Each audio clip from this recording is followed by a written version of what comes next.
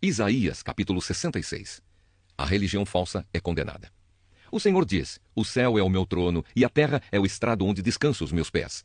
Que tipo de casa vocês poderiam construir para mim? Como conseguiriam construir um lugar onde eu pudesse morar? Eu mesmo fiz o céu e a terra, e todas as coisas são minhas. Mas eu cuido dos pobres e dos arrependidos, dos que me temem e obedecem às minhas leis. Porém, há pessoas que matam um touro para o oferecer em sacrifício, e matam também um homem. Há pessoas que matam uma ovelha como sacrifício, e matam também um cachorro. Há pessoas que me oferecem cereais e me oferecem também sangue de porco. Há pessoas que queimam incenso a mim e também adoram uma imagem. Essas pessoas resolveram fazer o que querem e têm prazer nas suas ações nojentas. Por isso, eu decidi fazê-las sofrer e resolvi descarregar sobre elas os castigos de que elas têm medo. Pois eu chamei, mas ninguém respondeu. Falei, mas ninguém me deu atenção. Pelo contrário, fizeram o que me desagrada. Escolheram coisas que me aborrecem. Castigo e salvação. Todos os que temem e obedecem ao Senhor, escutem as suas palavras. O Senhor diz a vocês: os seus patrícios os odeiam e não querem saber de vocês, porque vocês são fiéis a mim.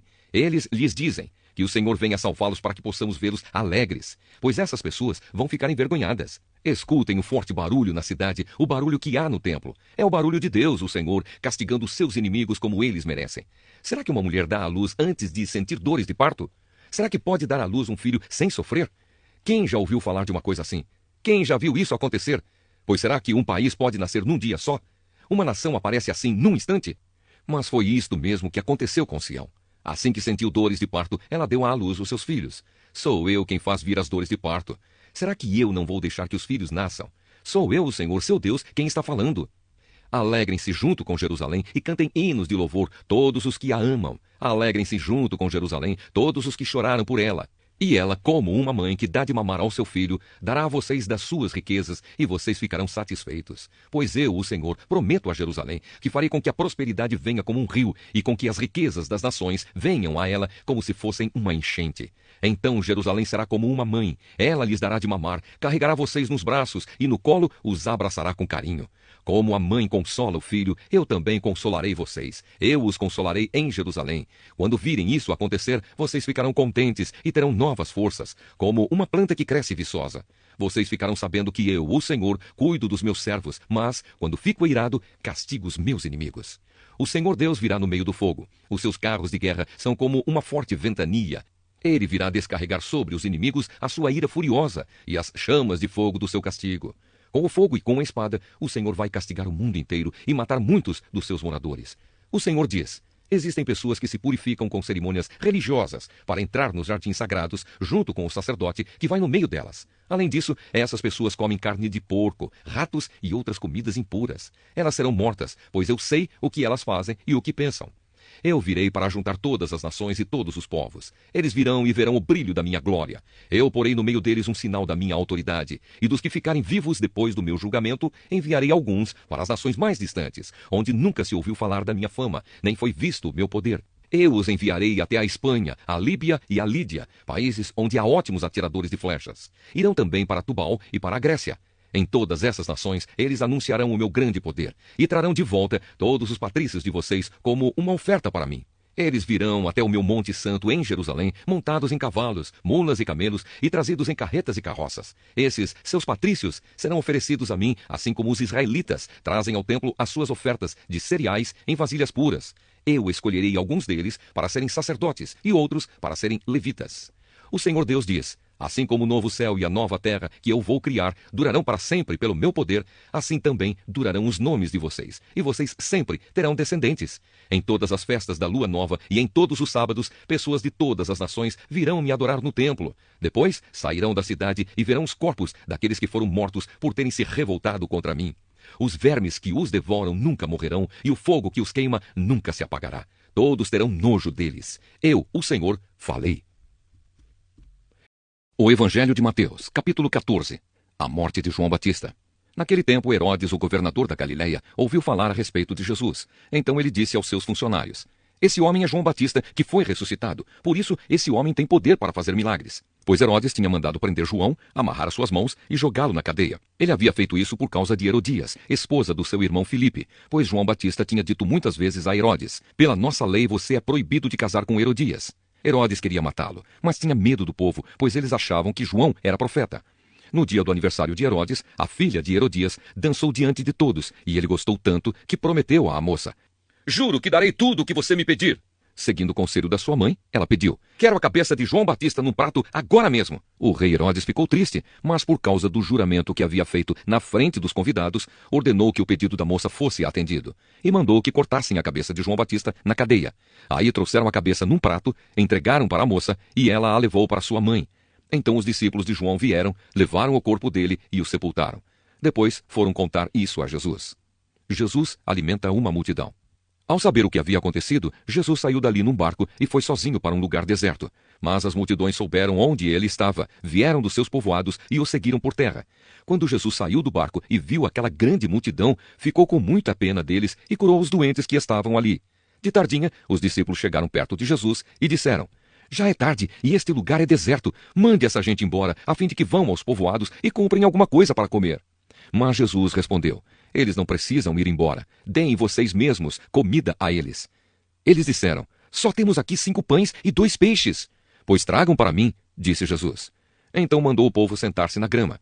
Depois pegou os 5 pães e os 2 peixes, olhou para o céu e deu graças a Deus. Partiu os pães, entregou-os aos discípulos e esses distribuíram ao povo. Todos comeram e ficaram satisfeitos, e os discípulos ainda recolheram 12 cestos cheios dos pedaços que sobraram. Os que comeram foram mais ou menos 5.000 homens, sem contar as mulheres e as crianças. Jesus anda em cima da água. Logo depois, Jesus ordenou aos discípulos que subissem no barco e fossem na frente para o lado oeste do lago, enquanto ele mandava o povo embora. Depois de mandar o povo embora, Jesus subiu um monte a fim de orar sozinho. Quando chegou a noite, ele estava ali sozinho. Naquele momento, o barco já estava no meio do lago, e as ondas batiam com força no barco, porque o vento soprava contra ele. Já de madrugada, entre as 3 e as 6 horas, Jesus foi até lá, andando em cima da água. Quando os discípulos viram Jesus andando em cima da água, ficaram apavorados e exclamaram: "É um fantasma!" E gritaram de medo. Nesse instante, Jesus disse: "Coragem, sou eu, não tenham medo." Então Pedro disse: "Se é o Senhor mesmo, mande que eu vá andando em cima da água até onde o Senhor está." "Venha", respondeu Jesus. Pedro saiu do barco e começou a andar em cima da água em direção a Jesus. Porém, quando sentiu a força do vento, ficou com medo e começou a afundar. Então gritou: "Socorro, Senhor!" E imediatamente Jesus estendeu a mão, segurou Pedro e disse: "Como é pequena a sua fé, porque você duvidou?" Então os dois subiram no barco e o vento se acalmou. E os discípulos adoraram Jesus, dizendo: "De fato, o Senhor é o Filho de Deus." Jesus cura em Genezaré. Jesus e os discípulos atravessaram o lago e chegaram à região de Genezaré. Ali o povo reconheceu Jesus e avisou todos os doentes das regiões vizinhas. Então muitas pessoas levaram doentes a ele, pedindo que deixasse que os doentes pelo menos tocassem na barra da sua roupa. E todos os que tocavam nela ficavam curados.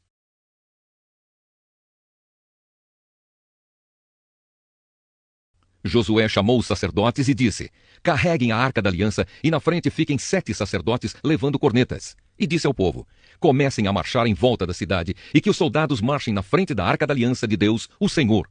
Então, seguindo as ordens de Josué, os 7 sacerdotes ficaram na frente da arca e começaram a tocar as cornetas. Os soldados iam na frente dos sacerdotes que tocavam cornetas e um grupo de guardas seguia a arca.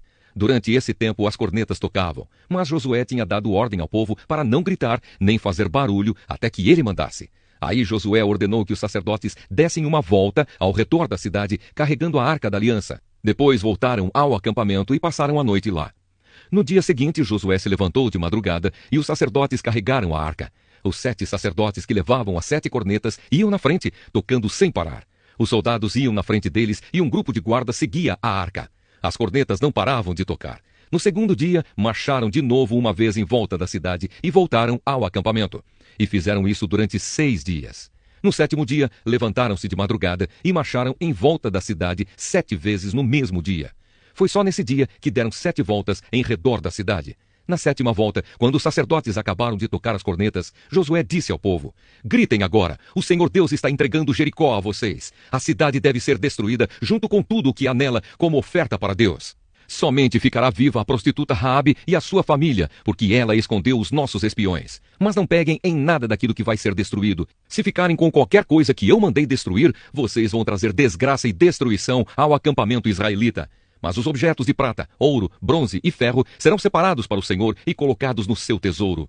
Então os sacerdotes tocaram as cornetas. Logo que o povo ouviu este som, gritou com toda a força e a muralha caiu. Aí todos subiram, entraram na cidade e a tomaram. E mataram com as suas espadas todos os que estavam na cidade, homens e mulheres, crianças e velhos. Também mataram os bois, as ovelhas e os jumentos. Depois, Josué disse aos 2 homens que haviam servido como espiões: entrem na casa de Raabe, a prostituta, e tragam a família dela para fora, conforme vocês prometeram. Eles foram e fizeram sair Raabe, o seu pai, a sua mãe, os seus irmãos e o resto da família. Tiraram todas as pessoas da casa e as puseram do lado de fora do acampamento israelita. Então incendiaram a cidade e queimaram tudo o que havia nela, menos os objetos de ouro, prata, bronze e ferro. Essas coisas foram colocadas no tesouro da casa de Deus, o Senhor. Josué deixou que Raabe, a prostituta, e todos os seus parentes ficassem vivos, porque ela havia escondido os espiões que ele havia mandado a Jericó. E os descendentes dela vivem no meio do povo de Israel até hoje. Nessa ocasião, Josué amaldiçoou a cidade em nome de Deus, dizendo: quem tentar construir de novo esta cidade de Jericó será amaldiçoado pelo Senhor. Quem puser os alicerces perderá o filho mais velho. Quem colocar os portões perderá o filho mais moço. Assim o Senhor Deus esteve com Josué, e a fama de Josué se espalhou por todo o país. Salmo 135. Hino de louvor. Aleluia! Louvem a Deus, o Senhor, vocês que são seus servos, vocês que estão na casa dele, no templo do nosso Deus. Louvem o Senhor porque ele é bom.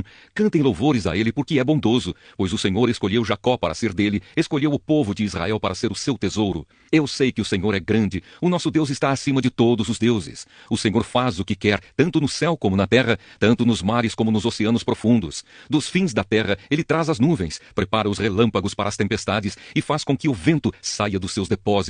Foi ele quem no Egito matou todos os primeiros filhos, tanto dos egípcios como dos seus animais. Ali fez milagres e coisas maravilhosas para castigar o rei e todos os seus servidores. O Senhor Deus destruiu muitas nações e matou reis poderosos. Ele matou Seom, o rei dos amorreus, Og, rei de Bazã, e todos os reis de Canaã. E a terra desses reis ele deu a Israel, o seu povo, para ser propriedade deles. Ó Senhor, todos sempre saberão que tu és Deus. Todas as gerações futuras lembrarão de ti. O Senhor defenderá o povo de Israel. Ele terá compaixão dos seus servos. Os deuses das outras nações são de prata e de ouro. São feitos por seres humanos. Eles têm boca, mas não falam. Têm olhos, mas não veem. Têm ouvidos, mas não ouvem. E não podem respirar. Que fiquem iguais a esses ídolos, aqueles que os fazem, e também os que confiam neles. Louve o Senhor Deus, povo de Israel. Sacerdotes de Deus, louvem o Senhor. Levitas, louvem o Senhor. Todos os que o temem, louvem o Senhor. Louvem o Senhor em Sião, em Jerusalém, onde ele mora. Aleluia. Salmo 136. Hino de gratidão. Deem graças a Deus, o Senhor, porque ele é bom. O seu amor dura para sempre. Deem graças ao mais poderoso de todos os deuses. O seu amor dura para sempre. Deem graças ao mais poderoso de todos os senhores. O seu amor dura para sempre. Somente o Senhor faz grandes milagres. O seu amor dura para sempre. Pela sua sabedoria, ele fez os céus. O seu amor dura para sempre. Ele pôs a terra sobre as águas profundas. O seu amor dura para sempre. Ele fez o sol e a lua. O seu amor dura para sempre. Fez o sol para governar o dia. O seu amor dura para sempre. Fez a lua e as estrelas para governarem a noite. O seu amor dura para sempre. Em cada lar dos egípcios, Deus matou o primeiro filho. O seu amor dura para sempre. Ele tirou do Egito o povo de Israel. O seu amor dura para sempre. Ele os tirou com a sua mão forte e com o seu braço poderoso. O seu amor dura para sempre. Ele dividiu o mar vermelho em 2 partes. O seu amor dura para sempre. Fez com que o povo de Israel passasse pelo meio do mar. O seu amor dura para sempre. Ali, no mar, ele afogou o rei do Egito e o seu exército. O seu amor dura para sempre. Deus guiou o seu povo pelo deserto. O seu amor dura para sempre. Matou reis poderosos. O seu amor dura para sempre. Matou reis famosos. O seu amor dura para sempre. Matou Seom, o rei dos amorreus. O seu amor dura para sempre. E matou Og, rei de Bazã. O seu amor dura para sempre. Ele deu ao seu povo as terras desses reis. O seu amor dura para sempre. Deu essas terras ao povo de Israel, seu servo. O seu amor dura para sempre. Quando fomos derrotados, Deus não esqueceu de nós. O seu amor dura para sempre. Ele nos livrou dos nossos inimigos. O seu amor dura para sempre. Ele dá comida aos seres humanos e aos animais. O seu amor dura para sempre. Deem graças ao Deus do céu. O seu amor dura para sempre.